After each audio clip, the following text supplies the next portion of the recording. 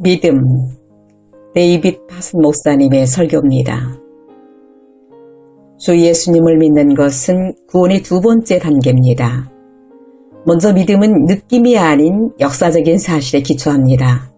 우리는 믿음의 근거를 세 가지 역사적인 사실에 둡니다. 예수님의 죽으심과 무덤에 장사됨, 예수님의 부활.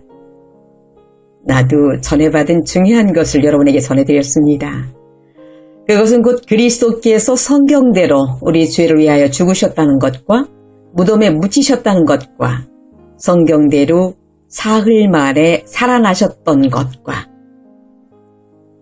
예수님이 죽으시고 다시 살아나지 않으셨다면 우리는 그리스도인이 될 필요가 없습니다.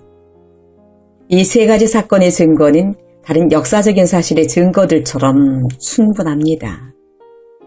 예수님의 죽으심, 무덤의 장사됨, 예수님의 부활.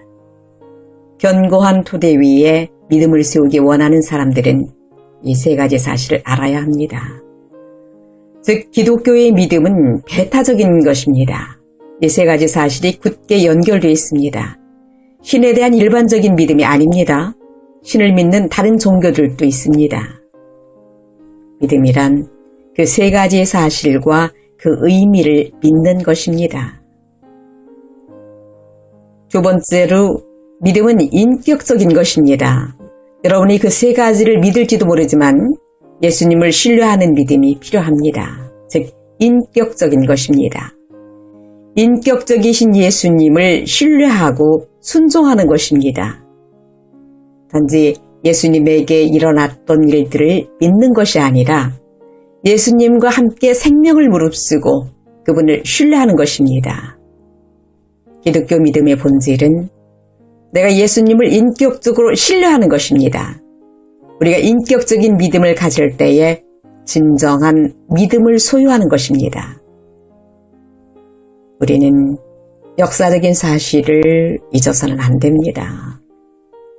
하지만 그 사실들과 관련된 예수님과 대화할 수 있고 관계를 맺을 수 있으며 친구가 될 수 있다는 것을 알아야 합니다. 세 번째로 믿음의 고백으로 나타납니다. 회개의 특정 단계에서 고백해야 한다는 것처럼 믿음도 고백하는 것입니다. 내가 만일 내 입으로 예수를 주로 시인하며 내 마음에 믿으면 구원을 받으리라.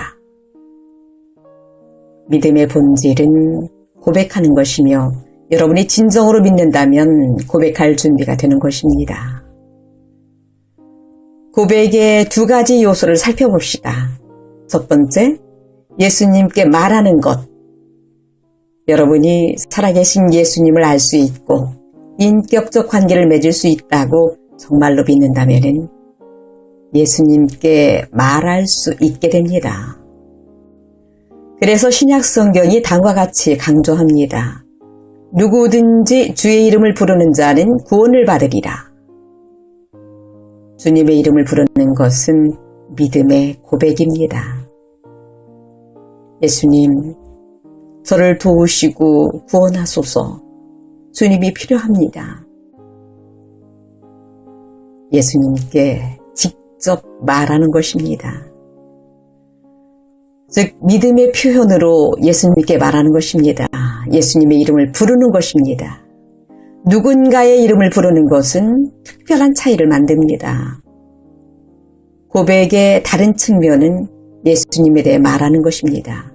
새 신자가 할 수 있는 가장 훌륭한 일 중 하나는 누군가에게 예수님을 믿게 되었다고 말하는 것입니다. 그것이 그들의 믿음을 강하게 합니다. 믿지 않는 자들 앞에서 그들의 입으로 고백하는 것입니다. 불신자를 향한 고백은 놀라운 결과를 가져옵니다. 제가 예수님을 믿는 것을 아시나요? 저는 예수님의 사람입니다. 누구든지 사람 앞에서 나를 시인하면 나도 하늘에 계신 내 아버지 앞에서 그를 시인할 것이요. 누구든지 사람 앞에서 나를 부인하면 나도 하늘에 계신 내 아버지 앞에서 그를 부인하리라. 예수님을 믿는다고 말하기를 부끄러워한다면 믿음이 약한 것입니다.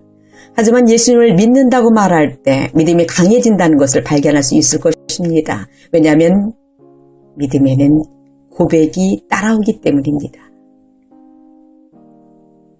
네 번째로, 믿음에는 행함이 나타납니다. 믿음은 행하는 것입니다. 단지 생각하거나 말하는 것이 아닙니다. 회개가 생각에서 고백, 행동으로 이어지는 것처럼 믿음도 마찬가지입니다.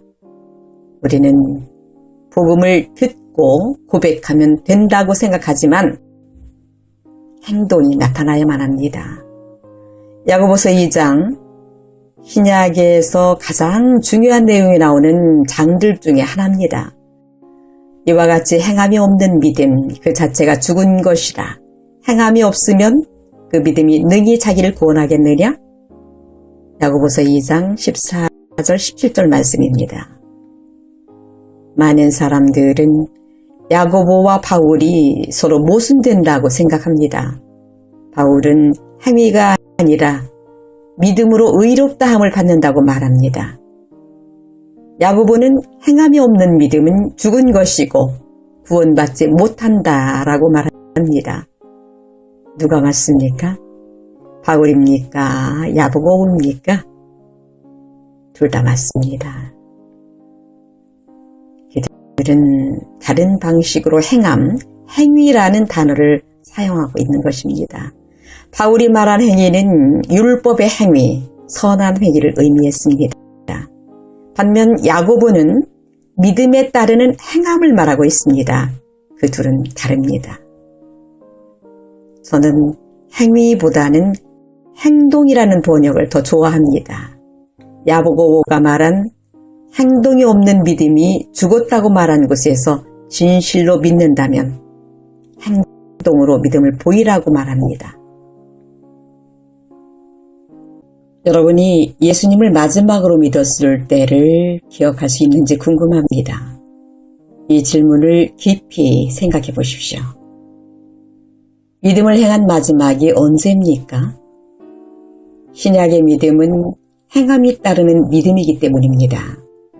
예수님을 마지막으로 믿은 때가 언제입니까? 저는 항상 예수님을 믿었는데요. 아닙니다. 예수님을 믿지 않고 몇 주를 보낸 적도 있을 것입니다.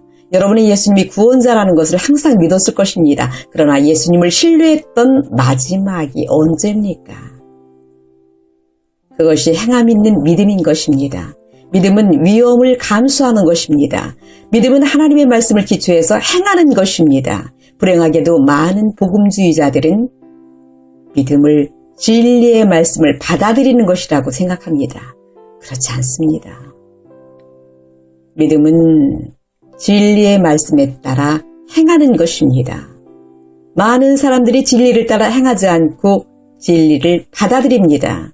그러나 믿음을 가진다는 것은 진리를 따라 행하는 것입니다. 야고보서 2장은 두 가지 놀라운 예를 줍니다. 첫 번째는 라합, 두 번째는 아브라함입니다. 라합은 예수님의 조상이 되었는데 여리고에서 정탐꾼들을 숨겨주고 안전하게 도시 밖으로 보내주는 믿음을 보여주었습니다. 아브라함은 그의 독자를 모리아산에 데리고 가서 번제로 드리는 믿음을 보여줍니다. 가족의 미래를 감수하면서 번제로 드린 것입니다. 둘 다 미래를 감수하고 하나님의 말씀을 따라 행했습니다. 우리가 사람들에게 얘기해야 하는 가장 중요한 것들 중 하나일 것입니다. 믿음은 성경에 동의한다고 말하는 것이 아닙니다.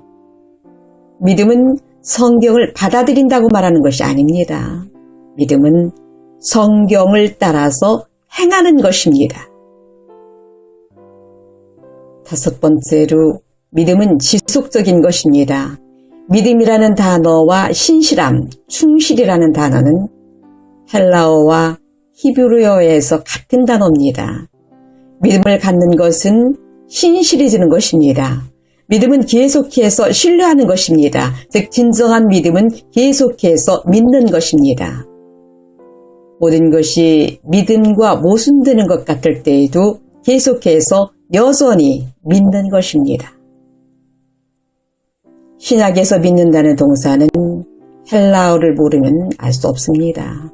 헬라어에는 영어로 옮기기가 어려운 특정한 시제가 있습니다. 그 시제 중 하나는 현재 지속 시제입니다. 영어에는 이런 시제가 없습니다. 영어로 번역하기 위해서 이 단어를 더해야 합니다. 계속하다. 계속해서 무엇인가 하는 것을 나타낼 때에 현재 지속 시제를 사용합니다. 예수님은 이런 의미로 말씀하지 않으셨습니다. 구하라. 그러면 너에게 주실 것이요. 찾으라. 그러면 찾아낼 것이요. 문을 두드리라. 그러면 너에게 열릴 것이니. 예수님의 말씀의 실제 의미는 이것입니다.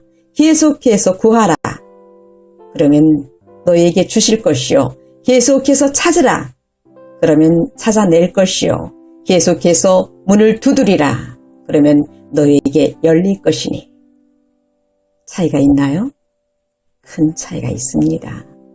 어떤 사람은 저는 성령을 한 번 구했는데 아무 일도 일어나지 않았습니다.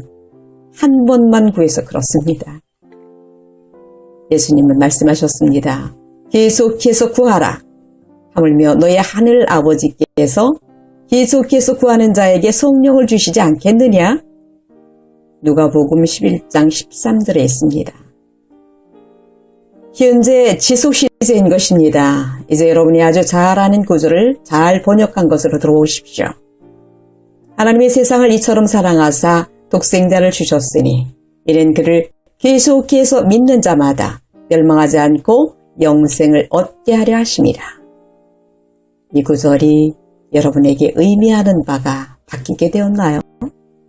그럴 것입니다. 계속해서 믿는 자마다 한순간의 믿음이 아니라 평생의 믿음이 구원을 주는 것입니다. 구원처럼 믿음도 지속적인 것입니다. 계속해서 믿고 신뢰해야 하는 요소를 가지고 있습니다. 성경은 믿음이 파손된 사람들, 믿음을 떠난 사람들, 믿음을 지키지 못한 사람들에게 대해서 말합니다. 그러한 경고들은 매우 강하고 심각하며 명백합니다.